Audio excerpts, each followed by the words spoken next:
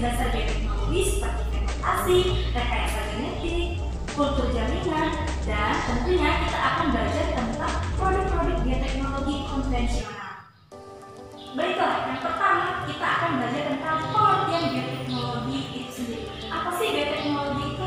Jadi, bioteknologi itu merupakan upaya pemanfaatan makhluk hidup dengan menggunakan prinsip-prinsip ilmiah untuk menghasilkan produk atau jasa yang berguna bagi manusia.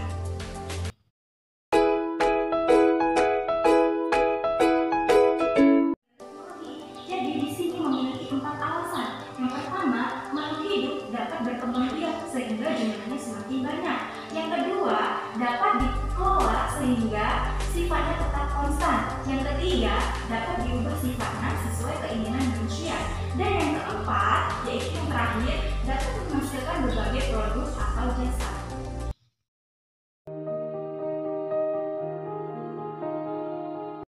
Pada dasarnya, bioteknologi itu terbagi menjadi dua, yaitu bioteknologi konvensional atau sederhana, dan yang kedua bioteknologi modern. Apa sih bioteknologi tradisional itu? Adik-adik, bioteknologi tradisional adalah bioteknologi yang menggunakan mikroorganisme sebagai alat untuk menghasilkan produk dan jasa. Misalnya, jamur dan bakteri yang menghasilkan enzim-enzim tertentu untuk melakukan metabolisme sehingga diperoleh produk yang diinginkan.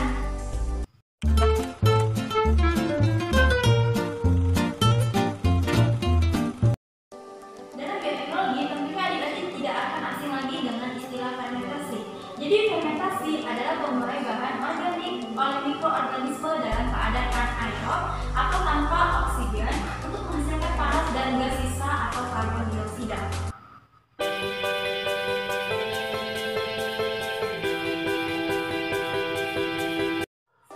Apa sih yang dimaksud dengan bioteknologi modern itu? Jadi adik-adik, bioteknologi modern adalah bioteknologi yang menggunakan teknik rekayasa genetik seperti DNA rekombinan.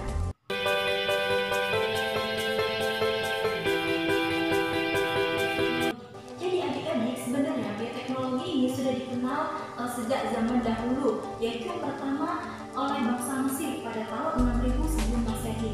Jadi ribuan tahun yang lalu, bangsa Mesir kuno telah membuat kue menggunakan ragi. Nah, kue biasanya hanya disajikan pada perayaan tertentu, kecuali di kalangan orang kaya yang lebih sering menyantapnya. Yang kedua yaitu bangsa Romawi, yaitu pada tahun 4000 sebelum Masehi. Nah, bangsa Romawi ini sama dengan bangsa Mesir kuno. Bangsa Romawi juga telah menggunakan mikroorganisme untuk keperluan pangan, yaitu dalam pembuatan roti. Terus selanjutnya adalah bangsa Aztec, yaitu pada tahun 1500 sebelum Masehi. Nah, bangsa Aztec ini memanfaatkan gandum sebagai sumber makanan sehari-hari mereka. Tahun 1500. Nah, penggunaan mikroba untuk menghasilkan aseton dan butanol. Lalu yang selanjutnya tahun 1928. Nah, ini penemuan antibiotik oleh Alexander Fleming. Selanjutnya yaitu pada tahun 1953. Nah, penemuan struktur DNA oleh Watson dan Crick. Terus yang terakhir yaitu pada tahun 2000 ini penemuan rekombinasi DNA di laboratorium.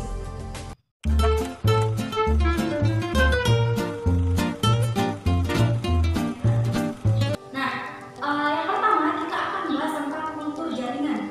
Jadi kultur jaringan adalah teknik penumbukan jaringan atau sel menjadi individu baru pada media khusus yang aseptik. Nah, kemampuan sel untuk tumbuh menjadi individu baru itu disebut dengan totipotensi. Kultur jaringan prinsipnya termasuk suatu teknik pengklonaan. Nah, pengklonaan itu sendiri adalah suatu cara untuk menghasilkan keturunan yang identik satu sama lain melalui reproduksi aseksual. Sel-sel hewan tidak dapat ditumbuhkan menjadi individu baru kecuali pada fase embrio.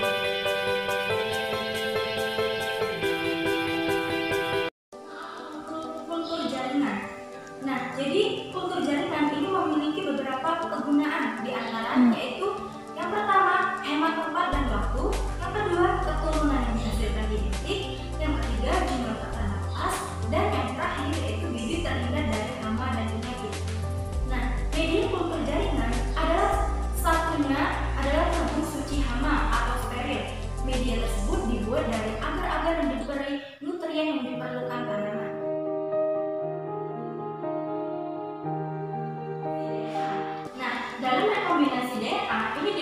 pemotongan dan penyambungan DNA. Proses pemotongan dan penyambungan itu menggunakan enzim pemotong, yaitu enzim restriksi endonuklease dan enzim penyambung atau enzim ligase. Nah, jadi rekomendasi DNA ini memiliki dua, yaitu transduksi dan transformasi. Nah, transduksi yaitu bersambungnya DNA bakteri yang satu dengan bakteri yang lain dengan perantara virus. Yang kedua adalah transformasi, yaitu terjadinya jika ada bakteri A yang memindahkan bakteri genetiknya ke bakteri B yang sejenis di dekatnya. Lalu selanjutnya adalah alasan digunakannya rekomendasi.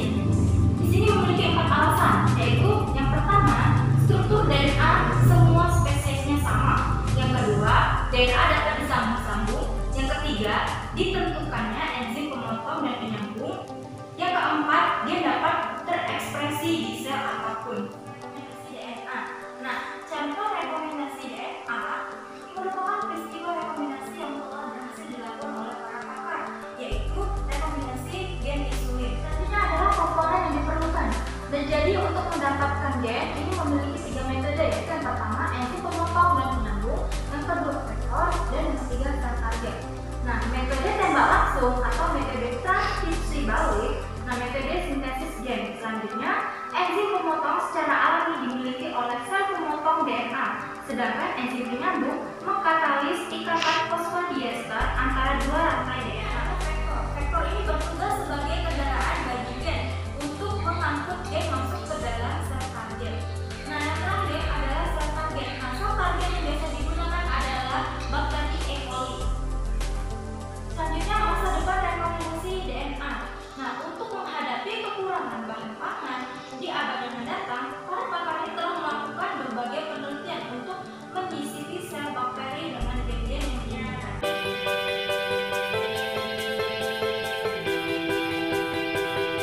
Kita akan membahas tentang produk-produk bioteknologi konvensional. Ini diantaranya kita tentang pembuatan keju, pembuatan yogurt, pembuatan mentega, pembuatan roti, pembuatan tempe, dan pembuatan tart. Pembuatan keju. Jadi adik-adik, dalam pembuatan keju, kelompok bakteri yang dipergunakan adalah bakteri asam laktat. Nah, bakteri ini berfungsi memfermentasikan laktosa dalam susu menjadi asam laktat. Bakteri asam laktat yang biasa digunakan adalah jenis Lactobacillus dan Streptococcus.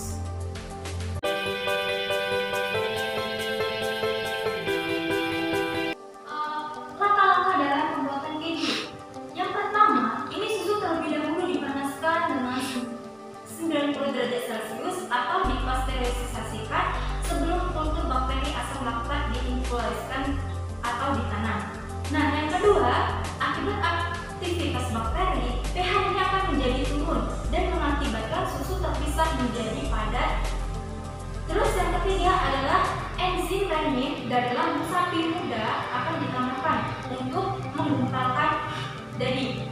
Yang keempat, daging yang berbentuk itu dipanaskan pada suhu 32 sampai 42 derajat Celcius sambil ditambahkan dengan garam. Nah, yang kelima, setelah daging ini ditekan untuk membuang air dan disimpan agar matang. Dan di samping ini adalah daging yang terbentuk ketika proses pembuatan keju. Nah, yang gambar kedua ini adalah proses penyimpanan keju untuk menambah cita rasa. Jadi setelah keju itu dibuat, maka keju ini akan disimpan di dalam lemari khusus atau ruangan khusus tempat keju berada.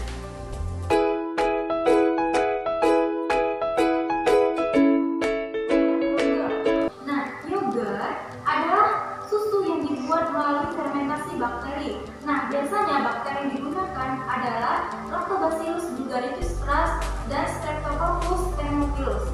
Nah, yogurt ini dapat dibuat dari susu apa saja, termasuk susu kedelai. Yogurt ini dibuat dengan memasukkan bakteri spesifik ke dalam susu di bawah temperatur yang dikontrol dan dikondisikan lingkungan, terutama dalam produksi industri.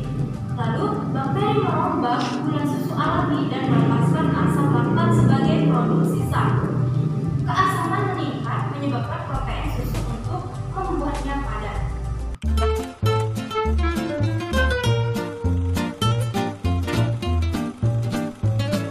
Ini adalah pembuatan mentega. Nah, pada pembuatan mentega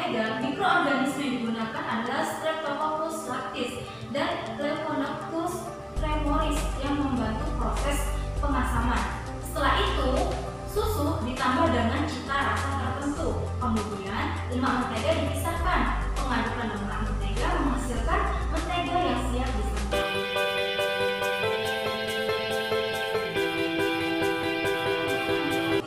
Jadi pada pembuatan roti, biji-bijian serealia ini dipecah dahulu untuk dijadikan tepung terigu. Nah, terigu ini kemudian ditambah air untuk mengaktifkan enzim-enzim, misalnya amilase. Nah, amilase kemudian menghidrolisis tepung menjadi maltosa, kemudian menjadi glukosa. Setelah itu ditambah kambing, yaitu Saccharomyces cerevisiae.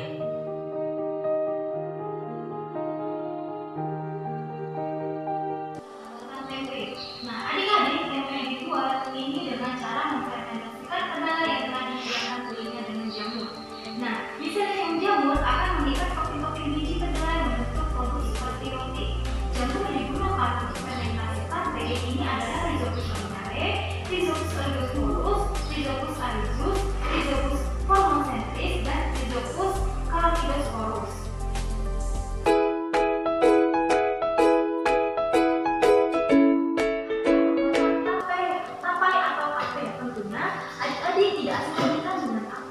Nah, jadi tapai atau tape adalah kudapan yang dihasilkan dari proses fermentasi bahan pangan berkarbohidrat sebagai substrat oleh ragi. Nah, di Indonesia dan negara-negara tetangganya, substrat ini biasanya berupa ubi singkong dan beras. Nah, ragi untuk fermentasi tapai ini merupakan campuran beberapa mikroorganisme, terutama fungi atau kapang dan jamur, seperti Saccharomyces cerevisiae, Rhizopus oryzae, dan Pediococcus species.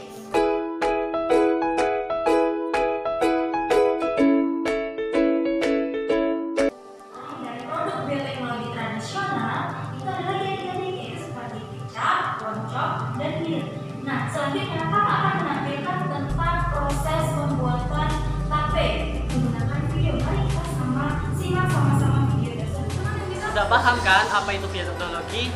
Oke, selanjutnya agar kita lebih mengetahui apa itu bioteknologi dalam bidang pangan, itu lebih tepatnya tapai. Mari kita lihat proses pembuatan tapai. Di depan saya sudah ada beberapa bahan untuk membuat tapai. Pertama ada daun pisang, kemudian ada ragi, akhir ada singkong. Nah, mari kita lihat cara dan proses pembuatan tapai itu sendiri.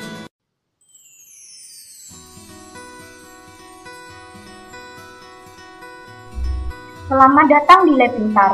Seperti yang sudah dikatakan Profesor, kita akan melihat bagaimana dan proses apa yang terjadi pada pembuatan tapai. Nah, setelah kita menyiapkan bahan yang sudah disebutkan Profesor, yaitu ada singkong, ragi, kita siap pada tahap pembuatan. Pada tahap pembuatan, langkah pertama adalah pengupasan kulit, dilanjutkan pencucian lalu pengukusan. Setelah itu, dinginkan sejenak, lalu taburkan ragi secara merata dan lakukan pemeraman selama kurang lebih 2-3 hari sampai singkong berubah menjadi tapai. Pembuatan tapai dari singkong melalui 2 proses utama, yaitu proses hidrolisa dan fermentasi. Hidrolisa adalah proses antara reaktan dengan air agar suatu senyawa pecah atau terurai. Proses hidrolisa dalam pembuatan tapai terjadi pada saat perebusan atau pengukusan singkong. Melalui proses hidrolisa ini, senyawa pati diubah menjadi glukosa. Glukosa atau zat gula ini selanjutnya akan difermentasi dengan bantuan ragi. Ragi merupakan bahan utama dalam pembuatan tapai yang berfungsi mengubah karbohidrat menjadi alkohol. Pada proses pembuatan tapai, jamur ragi akan memakan glukosa yang ada di dalam singkong sebagai makanan untuk pertumbuhannya, sehingga singkong akan menjadi lunak. Jamur ragi akan mengubah glukosa menjadi alkohol. Jadi, apabila prosesnya terlalu lama, tapai akan mengandung banyak air. Air inilah yang mengandung alkohol. Pada proses tersebut, ragi atau Saccharomyces cerevisiae mengeluarkan enzim yang dapat memecah karbohidrat pada singkong menjadi gula sederhana. Oleh karena itu, tapai terasa manis apabila sudah matang walaupun tanpa diberi gula sebelumnya. Sedangkan rasa asamnya ini disebabkan oleh patis atau zat tepung yang diubah oleh enzim amilase. Reaksi fermentasi pada tapai dapat dituliskan sebagai berikut. C6H12O6 atau glukosa diubah menjadi C2H5OH atau alkohol.